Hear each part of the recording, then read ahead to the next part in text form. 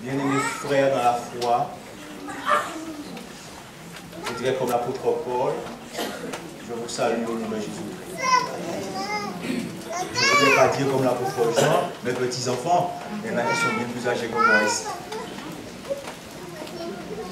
Je voulais vous dire que c'est avec joie que j'ai abandonné ma campagne pour venir jusqu'ici, puisque vous savez, quand ceux qui sont dans la petite couronne, Paris, la petite couronne, parlent des personnes qui viennent de Seine-et-Marne, les Seine-et-Marnais, les Essoliens, ben, vous savez, ils sont déjà à la campagne. J'aime bien, figurez-vous. J'aime bien. C'est calme, c'est paisible. Quelquefois, on voit des biches, on voit les faisans. C'est formidable. Tout ça, le temps pour le laisser faire son petit village. J'espère que vous allez bien, mes frères. Nous avons chanté un chant formidable.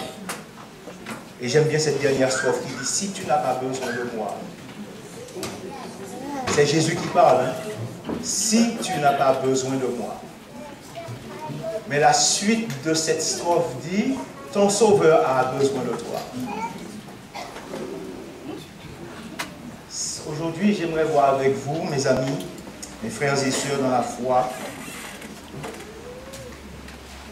un texte que Michel nous a lu dans le livre de Matthieu, chapitre 2, verset 1.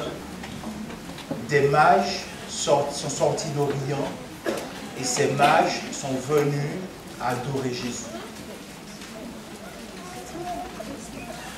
Si je vous pose la question, il y avait combien de mages?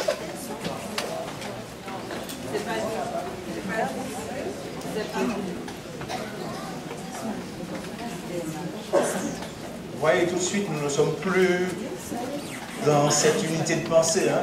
Il y en a qui disent toi, d'autres qui disent on ne sait pas. Voilà. Il s'appelait comment?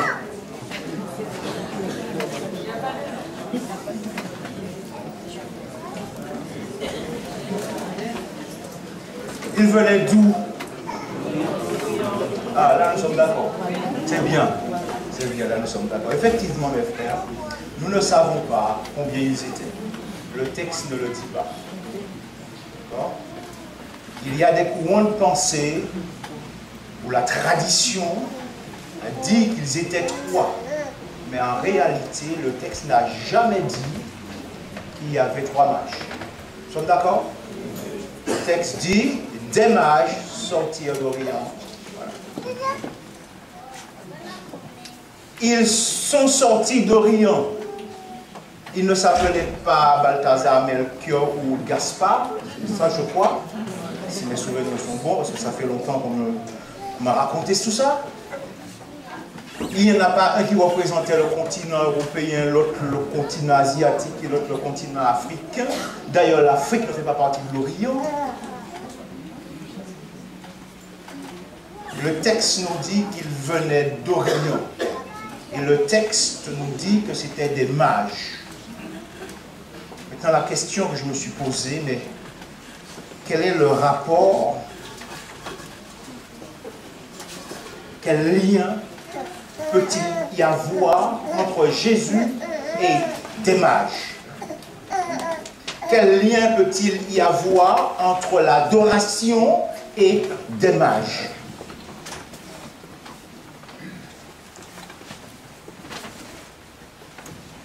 Alors, je crois qu'il va falloir peut-être baisser un petit peu. Je ne sais pas si vous arrivez à faire ça.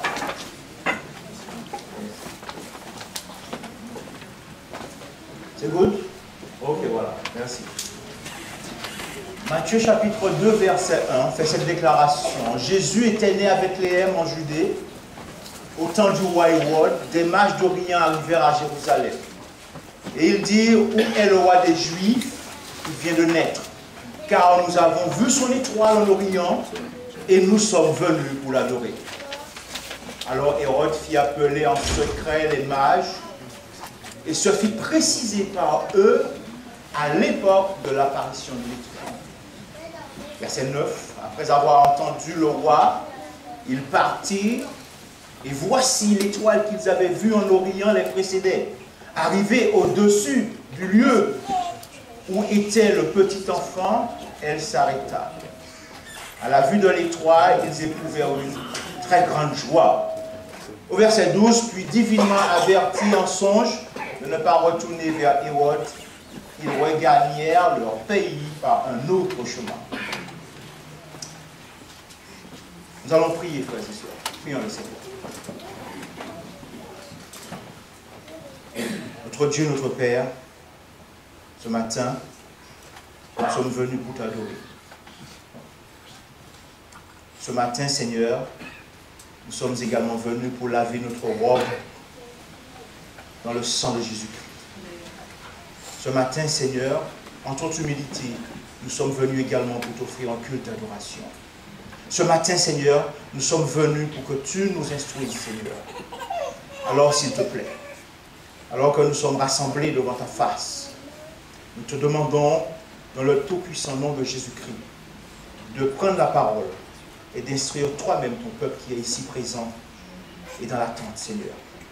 Et que même ton serviteur et tous ceux, sans exception, nous soyons bénis parce que toi-même tu nous as instruits. Au nom de Jésus, nous t'avons prié. Amen. Amen.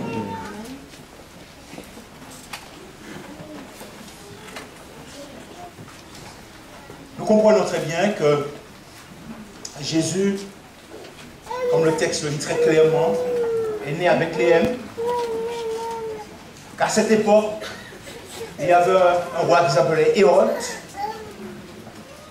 Que cela se passe en Judée, donc dans le territoire du sud.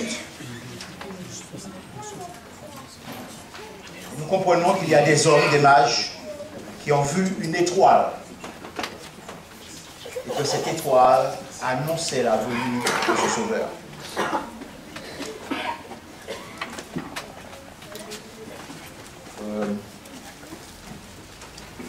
Hello. Parce que ça ne change pas.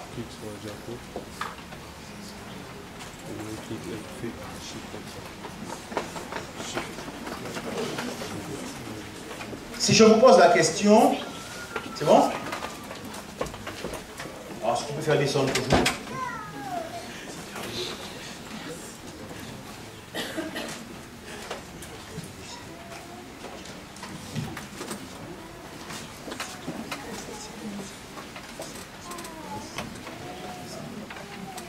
Vous me voyez, ça va? Si tu ne me vois pas. Tu ne me vois pas. Non, mais écoute. Parce que j'aime être à côté de vous, et si vous ne voulez pas, alors je me préfère ici. Ok, c'est bon? Je peux faire descendre? Alors si je vous pose la question, mais qui sont les mages, mes frères? Les mages, pour vous, représentent quoi? C'est qui? Qui sont ces gens? Que font-ils? Qui sont-ils? Quel exercice ces gens pratiquent?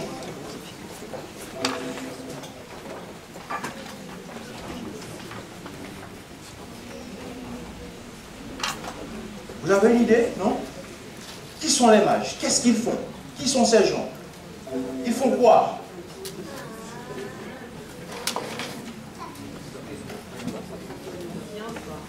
La science? Quelqu'un a une autre idée? Les mages, c'est qui ces gens-là? Ce sont des savants? L'astrologie? Quoi encore? J'ai entendu, je ne sais pas. Spécialiste des étoiles? Quoi encore?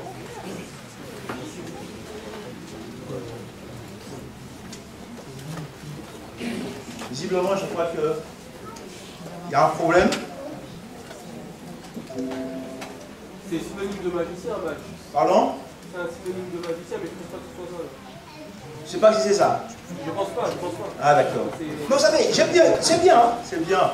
J'aime bien vous demander votre avis, qu'est-ce que vous pensez sur la question, parce que vous savez, très souvent, nous lisons un texte, nous comprenons le texte d'une certaine manière, mais sans aller vraiment en profondeur dans le texte, sans vraiment chercher. Voilà. Qui sont les mages?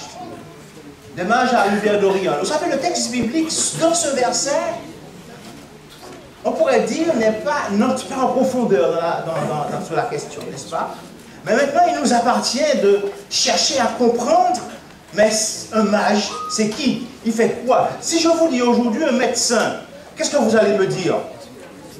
Il fait la médecine, nous sommes d'accord? Si je vous dis un mécanicien, il fait de la mécanique, d'accord? Aujourd'hui, si on vous dit un mage, il fait quoi?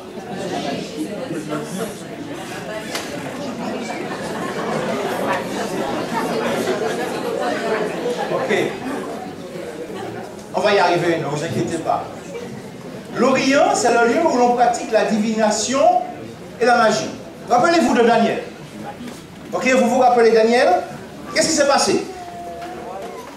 On emmène des garçons à Babylone, et quand ces garçons arrivent à Babylone, on leur dit, voilà, vous allez intégrer une catégorie de personnes bien précise. Cette catégorie d'individus, ça c'est dans Daniel chapitre 1, d'accord? Cette catégorie de personnes pratique l'astrologie, cette catégorie de personnes pratique la magie, cette catégorie de personnes pratique la philosophie, la science, ce sont des sages, c'est une caste de personnes, des fois, comment on peut dire ça, nobles, ce sont des personnes qui sont élevées dans la société, ce sont également des personnes qui font partie de la cour du roi. Et nous voyons bien que Nebuchadnezzar, à un moment donné, a été bien embêté avec une histoire de songe, et il fait appel à ces gars qui, visiblement, sont capables de lui donner, de lui révéler comment on peut dire ça, l'interprétation de ce songe. Et nous comprenons que sa déception fut grande quand ces hommes qui pratiquent l'astrologie, qui pratiquent la science, qui pratiquent la divination, qui pratiquent comment on peut dire cela, l'interprétation des songes, des rêves, qui prédisent l'avenir, nous comprenons sa déception quand ces personnes ne peuvent pas lui donner ces explications. Mage signifie à la fois philosophe, astronome, astrologue, devin, magicien. Voilà ce que ça signifie. Et jusque-là, vous allez me poser la question, mais qu'est-ce que ça a à voir avec Jésus? Nous sommes d'accord? Qu'est-ce que Jésus vient voir là-dedans?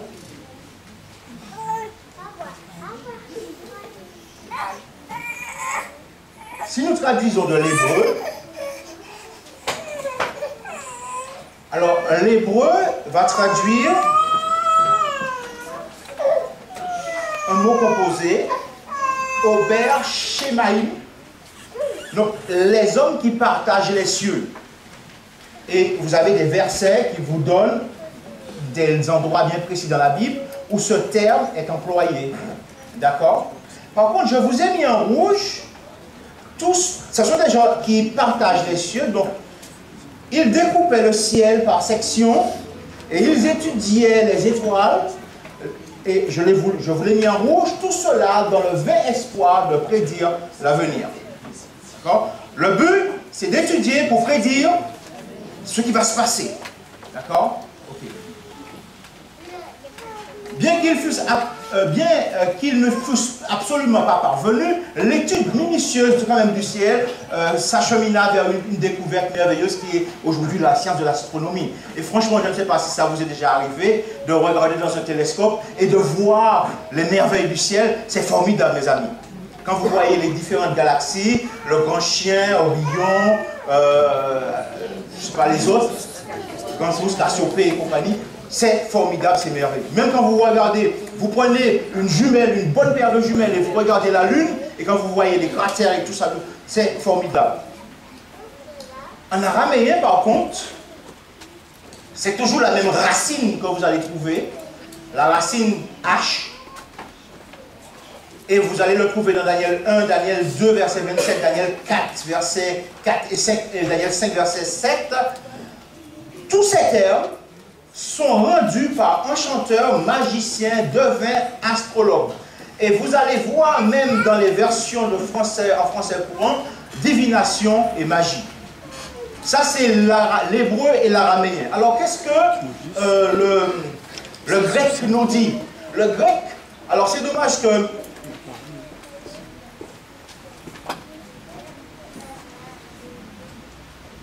on n'arrive pas à faire descendre. Mais le grec nous dit que le mot mage, en grec, c'est majoie. Ok? Et cela vient du persan qui désigne toujours la même chose, qui signifie mage, qui signifie magicien, qui signifie astrologue, qui signifie devin. Ça signifie toujours la même chose. Par contre, vous allez vous rendre compte que cela continue même à l'époque de Jésus. Même à l'époque de Jésus, cela continue. Et cela arrive même chez les Grecs, chez les Romains.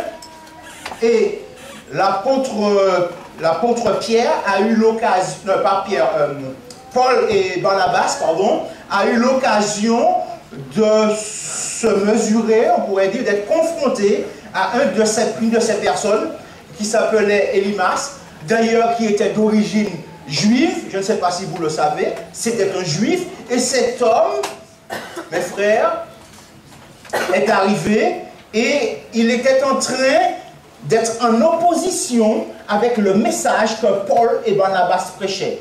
Puisque le proconsul était favorable à ce message, tandis que lui n'était pas favorable. Donc il était en opposition par rapport à ce message. Et cela, vous pouvez le lire dans Acte 13, les versets 6 à 8. D'ailleurs, Paul et Barnabas vont le remettre gentiment à sa place. D'accord? Ok.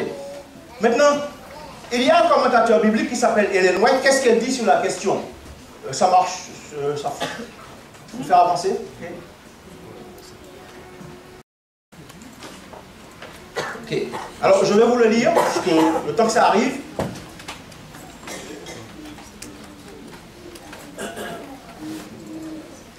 Écoute. Ellen White dit, dans le livre Jésus-Christ, à la page 43, verset 2, elle fait cette déclaration. Les mages d'Orient étaient des philosophes.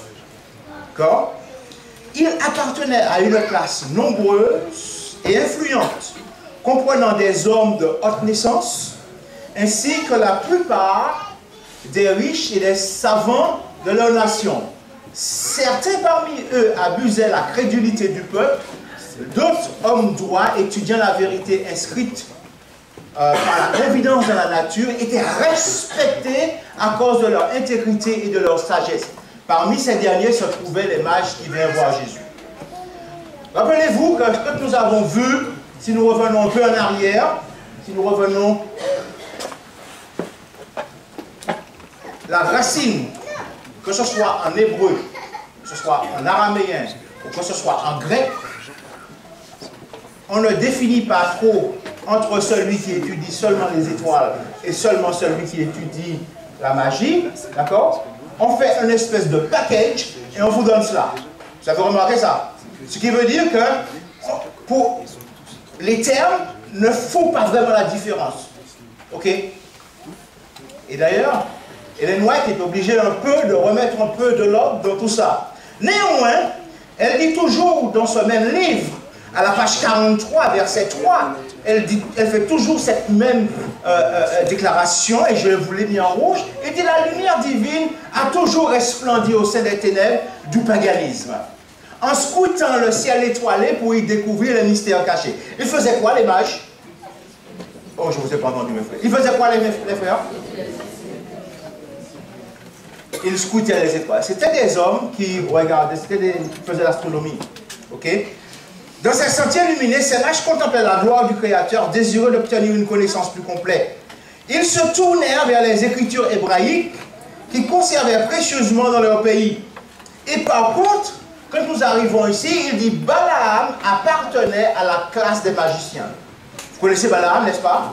Vous avez lu le texte dans Nombre 22, si je ne m'abuse, je crois que c'est bien ça, Nombre 22, à partir des premiers versets. Qu'est-ce que Balaam faisait? C'était le gars qui avait discuté avec un âne, d'accord? Et ce gars qui discutait avec un âne, c'était un prophète de l'Éternel, d'accord? Mais ce gars-là aussi était les voix de Dieu sont. Dieu écrit, doigt avec des lignes. Vous savez, des fois, je me suis posé des questions. J'ai dit, mais Seigneur, quand on découvre certaines choses dans la Bible, on dit, mais il y a quelque chose qui ne va pas. Mais nous allons comprendre plus tard. Bien qu'il fut, alors le texte nous dit, bien qu'il fût nommé, à un moment nommé prophète de Dieu, sous l'influence du Saint-Esprit, il avait prédit la prospérité d'Israël et l'apparition de Messie. Ok? Et quand on va un peu plus loin, les magiciens, et là elle dit carrément elle dit quoi? Les magiciens. Elle dit là, les magiciens apprirent avec bonheur que la venue du Seigneur était proche.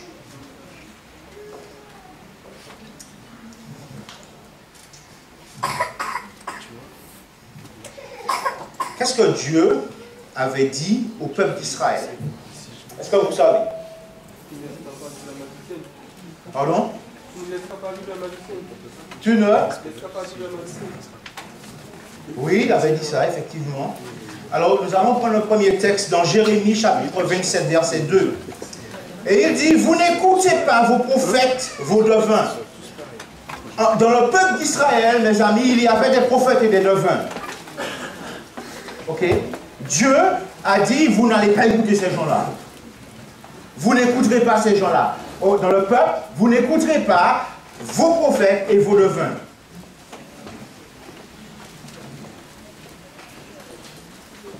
Dans Deutéronome, chapitre 18, verset 14, il dit, car les nations que tu chasseras écoutent les astrologues et les devins.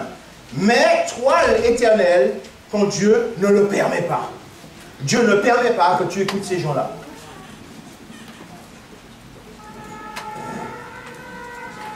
Deutéronome chapitre 18, verset 10. Il va plus loin. Et il dit qu'on ne trouve chez toi personne qui fasse passer son fils ou sa fille par le feu.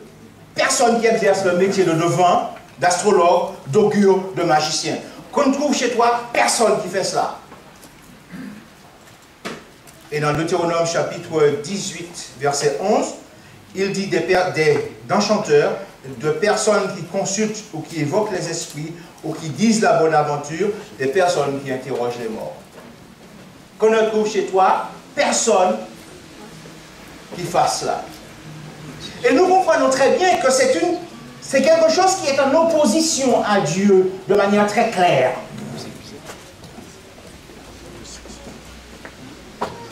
Alors la question est toujours là, mes frères. Qu'est-ce que ces gens-là ont à voir avec Jésus?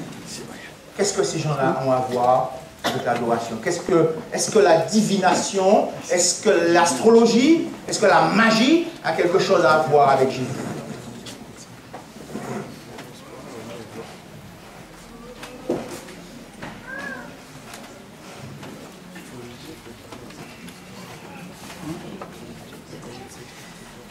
Matthieu chapitre 2, verset 2 fait cette déclaration, mes frères, et il dit, où est le roi des Juifs qui vient de naître car nous sommes venus pour l'adorer?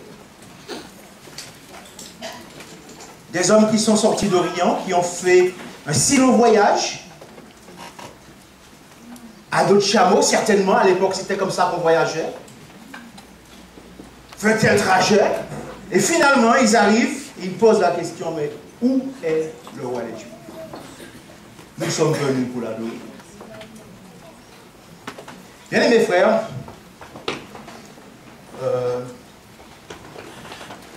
ok. On ne peut connaître Dieu, l'excellence, pour rétrograder. Mes frères, aujourd'hui, Dieu a demandé à son peuple, depuis Israël jusqu'à présent, de ne pas avoir affaire avec ces gens-là. On ne peut pas connaître Dieu et rétrograder. Je ne peux pas connaître la vérité, je ne peux pas l'avoir côtoyé, je ne peux pas l'avoir entendu, je ne peux pas l'avoir entre les mains, compris, digéré, et puis je me permets de revenir en arrière. Ça, c'est pas possible. Ça, c'est rétrograder. Et c'est pour ça que Dieu a dit, mais vous me connaissez moi. Pourquoi vous allez vers ces gens-là? Vous me connaissez moi. Pourquoi vous allez vers ces gens-là? Mais vous savez, aujourd'hui, mes frères, il y a des personnes encore qui connaissent Dieu, mais qui vont toujours vers ces gens-là. Ça, oui? Ça arrive? Oui. Oui, ça arrive. Il y a des personnes qui connaissent Dieu, qui ont connu Dieu, qui ont accepté Jésus-Christ, mais qui continuent à aller vers ces gens-là. Mais vous savez, c'est tellement subtil, mes frères. C'est tellement subtil. Si je vous pose la question tiens, à toi, tu es de quel signe du zodiaque? Le lion, voilà. Oui ou non? Il est du lion, mes frères. Moi aussi, je suis du lion. Je suis du mois de juillet. Je te dis. C'est comme ça au hasard, hein. Je pourrais prendre n'importe quelle personne. J'aurais dit Sagittaire, Verseau, et puis j'oublie les autres. Poisson, et puis Bélier, et puis bon.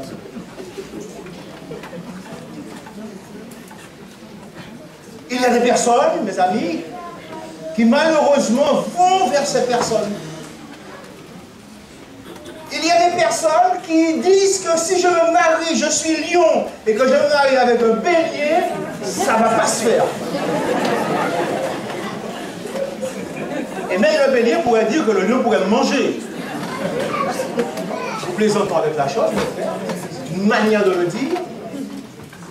Mais cela est important parce que nous ne pouvons pas connaître Dieu et puis encore accepter ce genre de choses. C'est tellement subtil.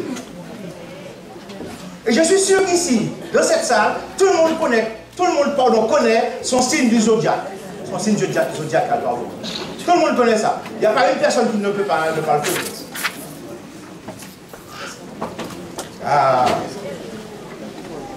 Nous ne pouvons pas connaître Dieu rétrogradé. Je m'arrête à cela. J'aurais pu aller. On pourrait aller plus loin. Mais l'heure avance, il est déjà presque midi, mes frères. Le chemin, mes frères, ne peut être fait que dans un sens et pas dans l'autre. Quand on connaît Dieu, on ne peut pas rebrousser chemin pour aller dans l'autre sens. Par contre, quand on ne connaît pas Dieu et que l'on connaît quelqu'un qui n'est pas Dieu et qui nous raconte n'importe quoi, nous pouvons abandonner cette personne et aller à Jésus-Christ. Amen. Amen, mes frères. Le chemin peut être fait dans un sens, mais pas dans l'autre. Et malheureusement, nous sommes à double sens de circulation. Et même que des fois, nous croisons certains.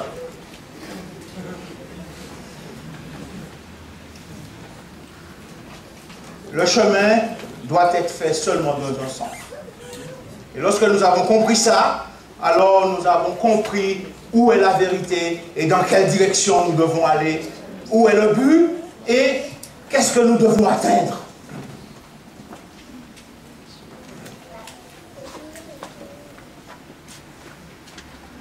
Quand les mages sont entrés, personne ne les a repoussés.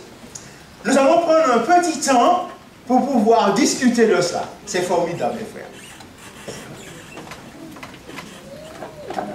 Bien, mettez-moi debout. Et ces hommes qui visiblement viennent du paganisme, qui visiblement viennent de pays où l'on ne pratique pas le vrai culte, ils arrivent dans une crèche, mes frères, avec des animaux. Comprenez que ça ne sentait pas bon. Hein? Vous savez, on fait la petite crèche à la maison, là. Et vous savez, moi j'ai des poules à la maison, et je peux vous dire que quand on commence à nettoyer le poulailler, ce ne sont que des poules. Ce n'est pas agréable, mes frères. Je demandais ça à mon épouse, la pauvre, elle met un masque. Là-dedans, vous aviez des bœufs, vous aviez des ânes, vous aviez des chevaux, vous aviez des cabris, des moutons. Heureusement, les juifs ne mangeaient pas de cochons. Il y avait de tout là-dedans, mes frères. D'accord? Ces hommes arrivent, personne ne les a repoussés. Bien-aimés frères et sœurs, permettez-moi de vous dire, peu importe dans ce qu'on a baigné, peu importe les abominations que nous ayons pu commettre, peu importe, mes amis, jusqu'où on a avancé avec Satan, peu importe, mes amis, dans ce qu'on a pataugé, dans la boue, dans le péché, dans l'ignominie, dans tout ce que on peut imaginer, mes frères. Lorsqu'on va à Jésus-Christ, mes frères, Jésus ne nous rejette jamais, mes frères. Amen. Jamais, mes frères. ces hommes, ces magiciens, ces mages arrivent, Jésus ne les a pas rejetés. Alors comment Jésus ne pouvait pas les rejeter? C'était simplement un enfant, un bébé. Un bébé. Est-ce qu'un bébé peut rejeter quelqu'un, mes frères? Est-ce qu'un bébé, un nourrisson peut rejeter quelqu'un? Ces personnes viennent à Jésus, un bébé ne peut pas rejeter quelqu'un. Si vous ne devenez pas comme des petits enfants, vous ne verrez pas le royaume des cieux, mes frères. Un bébé, ce bébé ne peut pas les rejeter. Alors bien sûr, le père aurait pu les rejeter. Comment il s'appelle? La mère aurait pu les rejeter. Marie. Le propriétaire des lieux aurait pu les rejeter. Je ne sais pas comment il s'appelle, la Bible ne dit pas. Mais personne ne les rejette, mes frères. Personne ne les rejette. Personne ne les rejette. Peu importe ce qu'on a pu faire. Et croyez-moi, mes frères, ces personnes-là n'étaient pas bien vues. Hein? Ces personnes-là n'étaient pas bien vues. Je me pose la question, franchement. Je me pose la question. Il y a certaines personnes, s'ils viennent, est-ce que nous les acceptons? Je me suis posé la question. Vous savez, mes frères, j'ai connu quelqu'un, je vais vous raconter cette expérience. Cette personne est morte il y a à peu près 30 ans. Donc, je peux en parler. Ça ne va pas le gêner, rassurez-vous. Ce frère était, avant d'être frère, on pourrait dire cet homme, était un Indien, hindou, plus précisément, et il pratiquait le culte des hindous.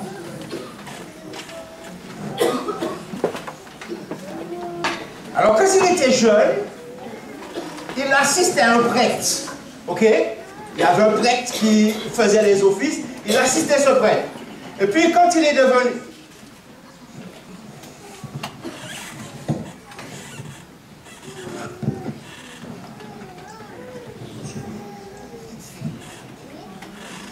Et quand il est devenu plus vieux,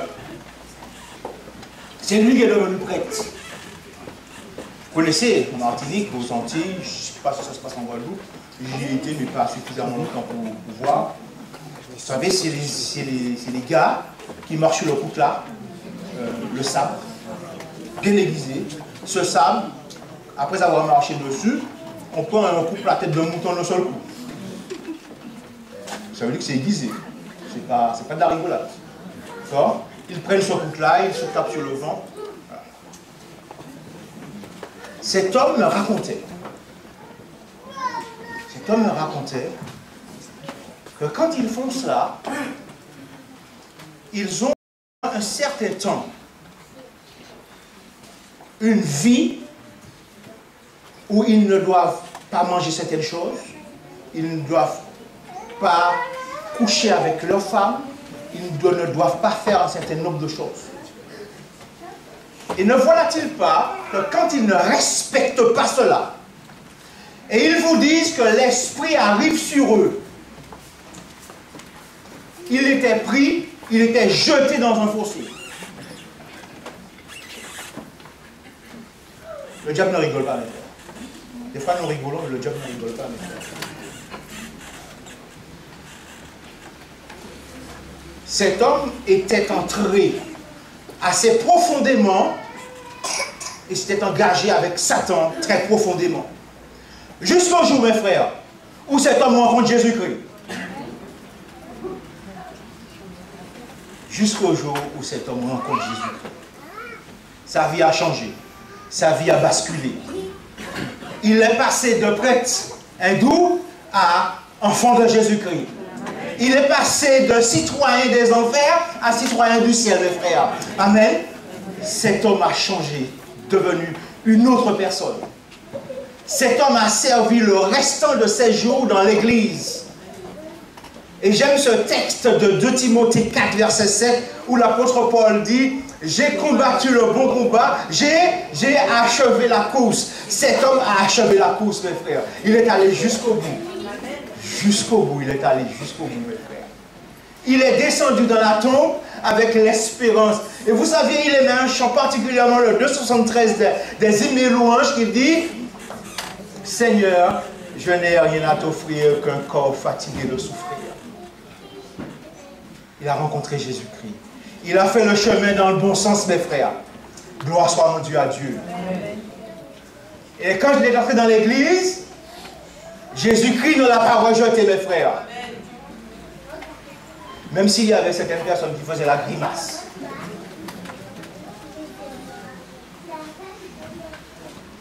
Mais Jésus-Christ l'a accepté, les bras grands ouverts.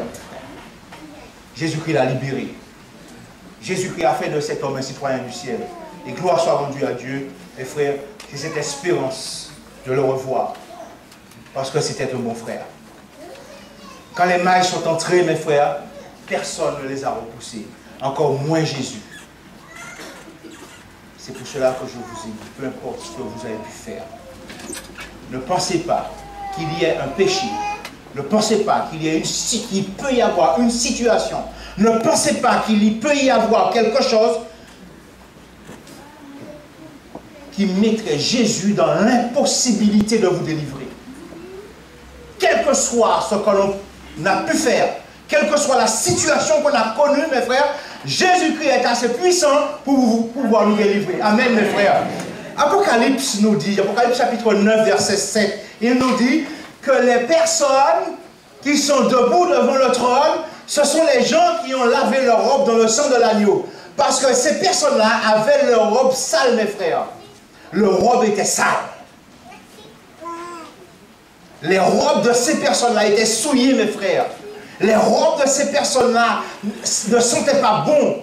Les robes de ces personnes-là étaient dégoûtantes, mes frères. Mais ces personnes ont lavé leurs robes dans le sang de l'agneau. Alléluia, mes frères. Amen, mes frères. Et là, ils sont debout devant le trône. Si ma robe n'est pas sale, je n'ai pas besoin de Jésus. N'est-ce pas? Si ma robe n'est pas sale, je n'ai pas besoin de Jésus. Nous sommes d'accord? Mais parce que ma robe est sale, j'ai besoin de Jésus. Parce que ma robe est souillée, j'ai besoin de Jésus. Ok? Alors Jésus se prend un plaisir, mes frères. Se prend un plaisir de prendre le sang, de me plonger dedans. Et puis quand je ressors de ce sang, je suis lavé, je suis blanchi. Au nom de Jésus-Christ. Jésus accepte tous les hommes, mes frères. Peu importe d'où ils viennent. Peu importe ce qu'ils ont fait. Peu importe d'où ils sont. Peu importe leur vie. Peu importe ce qu'ils ont commis. Jésus-Christ accepte cet homme. Rappelez-vous de ce larron sur la croix, mes frères. Rappelez-vous de cet homme que la société avait condamné. Jésus-Christ l'a pardonné. Tous ceux qui ont rencontré Jésus-Christ, Jésus-Christ les a pardonnés. Jésus-Christ les a conduits vers la porte du ciel. Ces hommes ont fait plusieurs journées de marche à dos de chameau pour adorer l'enfant roi. C'est un acte de foi, mes frères. J'ai fait une petite recherche comme cela. Et j'ai fait un rayon à peu près de 600 km en partant du nord pour aller vers le sud. Un demi-arc de cercle. De 600 km autour de Bethléem. Et je me suis dit, mais si ces gars sont environ à 600 km, parce qu'il y a deux courants de pensée. Il y a un courant de pensée qui dit qu'ils venaient de Pétor, donc du nord, donc de la région qui est en face de la Phénicie, donc au nord de la Palestine, et un autre courant de pensée qui dit qu'ils viennent plus de Bagdad, donc de l'ancienne Babylonie, la Babylonie antique. Sachez que la Babylonie antique est à plus de 800 km de Bethléem. D'accord? La seule chose que la Bible nous dit et qui est claire par contre, c'est qu'ils sont arrivés du nord parce qu'ils sont passés par Jérusalem avant d'arriver à Bethléem, puisque Bethléem est en dessous de Jérusalem, et au sud de Jérusalem. Donc s'ils sont arrivés par Jérusalem avant, c'est qu'ils sont arrivés forcément par le nord. D'accord? Cependant, mes frères, je dis, mais si on fait seulement que 600 km, ces hommes ont pris environ 10 jours pour arriver. Seulement, à supposer, hein, seulement que 600 km, ils ont pris 10 jours pour arriver. 10 jours. 10 jours, pourquoi je vous dis 10 jours? Parce qu'un chameau fait à peu près 60 km par jour. Ok? Si les gars sont sur le dos d'un chameau 60 km par jour pendant 10 jours, mes amis, imaginez l'organisation que cela demande. Oui ou non? Et c'est parce que quand vous partez en vacances, ça vous arrive, n'est-ce pas? Vous partez en vacances, hein? Quels sont ceux qui partent en vacances, qui prennent la voiture, qui vont faire 700, 800 km? Ça vous arrive, non? Voilà, ça m'arrive, voilà, ça m'arrive aussi. Imaginez que pour juste une journée, regardez l'organisation que cela vous demande. D'ailleurs, j'ai fait une petite liste pour mon épouse. Quand on parle, il faut vérifier ceci, cela. Voilà, vérifier que tous les robinets sont fermés, vérifier que toutes les lumières sont éteintes, vérifier que le réfrigérateur est fermé, vérifier que... Ensuite, il faut prendre la nourriture, il faut penser manger matin, il faut penser manger midi, il faut penser manger soir. Il faut prendre le jus, il faut prendre les boissons. Ensuite, il faut prendre peut-être un petit dessert. Il faut calculer la route, par où on va passer, combien ça coûte au péage, par quel... Je ne sais pas si vous vous rendez compte de l'organisation que ça demande. Juste pour une journée, mes frères. Ces hommes partent pour 10 jours. Imaginez, mes frères, que les hommes ont fait 10 jours de voyage sur le dos d'un dromadaire, d'un chameau, et puis quand ils arrivent, on leur dit, mais écoutez, là, vous ne pouvez pas rentrer, hein, restez dehors. Imaginez quand vous sortez, je ne sais pas moi, de Paris, de l'autre bout de la France, pour venir, et quand vous arrivez là, on vous dit, désolé, vous ne pouvez pas rentrer.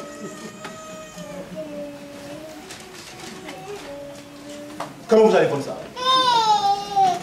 Quelle déception, mes frères! Quelle déception, n'est-ce pas? Quelle déception! Ces hommes ont fait plusieurs journées de marche à d'autres chameaux.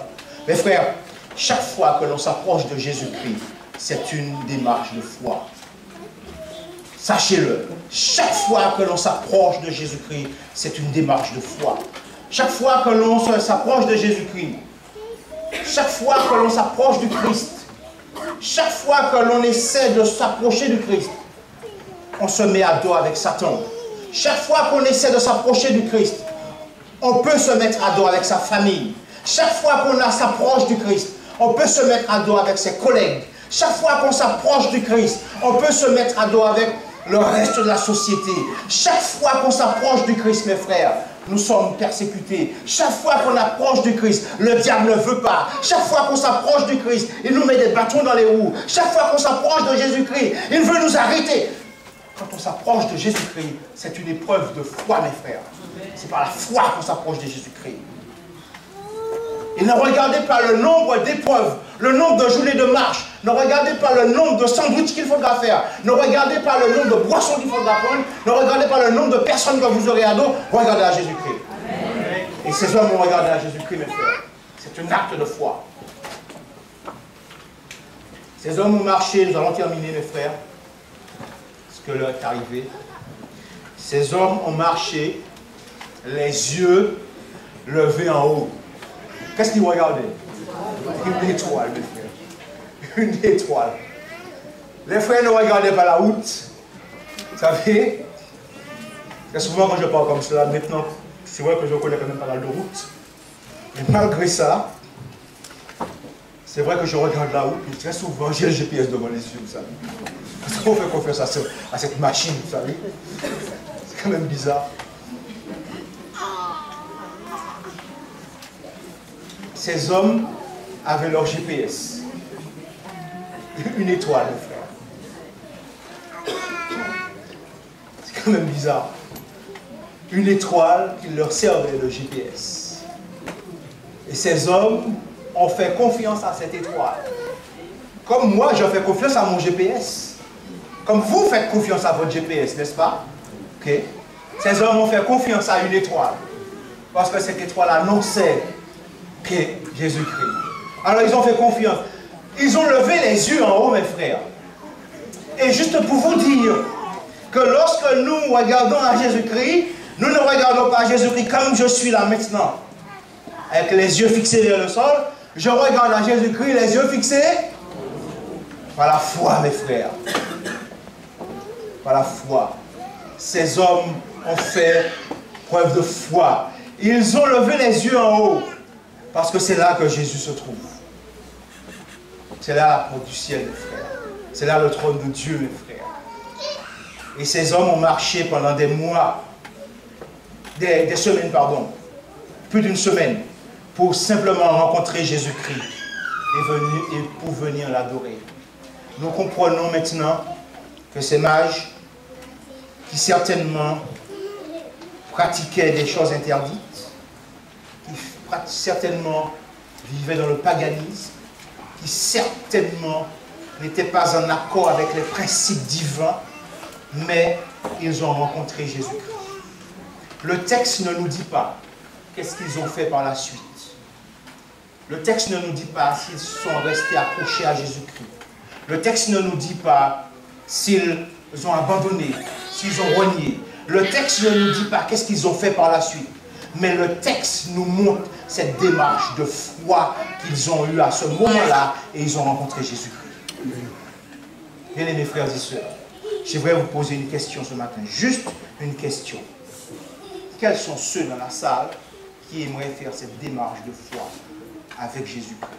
Rencontrer Jésus-Christ, garder la foi, marcher les yeux levés vers le ciel. Laissez-moi voir les mains de ces personnes. Alléluia, mes frères. Amen. Alors, je vais vous demander de vous mettre debout. Nous allons prier dans ce sens.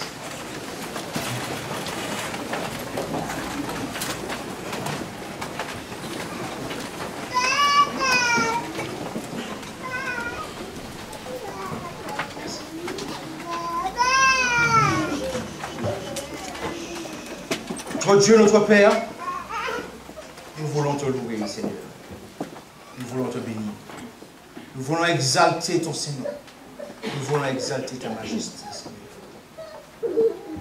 Cet instant, tu nous as montré que tu acceptes les hommes qui viennent à toi.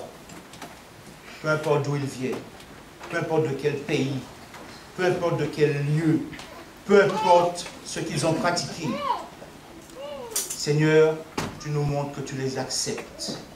Tu les acceptes, tu les changes, tu les transformes.